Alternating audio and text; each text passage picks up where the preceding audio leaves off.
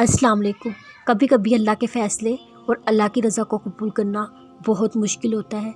जानते हो क्यों? क्योंकि अक्सर हमसे हमारे अपने हमें दूर कर देते हैं। इतने दूर हम ना चाहते हुए अपने हाथों से अपने प्यारों को गूंजती हुई सिसकियों में मट्टी तले दफन कर देते हैं।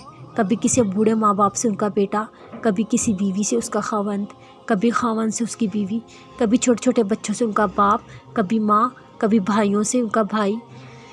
बस यादें और सिसकियाँ जो ख़त्म नहीं होती। ज़िंदगी के हर कदम, हर मोड़ पर, हर खुशी के मौके पर वो हमारे प्यारों की याद हमारी आंखें नम कर जाती हैं। अल्लाह हम सब के प्यारों की मग़फ़िरत फरमाए, उनको बग़ैर हिसाब किताब के जन्नत में दाखिल कर दे। जन्नत के 8 दरवाज़े हमारे प्यारों के लिए खोल दे। उनकी कब्र को जन्नत के बागों में से सबसे खूबसूरत बाग बना दे। उनकी कब्र में जन्नत की खिड़की खोल दें, उनको कब्र को रोशन कर दें। कब्र और दोज़ख के अज़ाब से महफूज रखें। जन्नत में आला से आला मुकाम अता फ़रमाएँ। आमीन।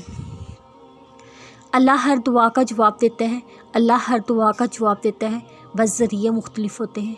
कभी वो तुम्हारी दुआ का जवाब किसी अनजान इंसान के ज़रिए भेजता है, कभी किसी तुम्हारे अपने को ही ज़रिए बनाकर भेजता है। कभी वो तुम्हारे बेसुकून लम्हों में पुरसुकून हवाओं के ज़रिए तुम्हारी दुआ का जवाब भेजता है, कभी किसी ठोकर में लपेट कर तुम्हारी दुआ का जवाब भेजता है।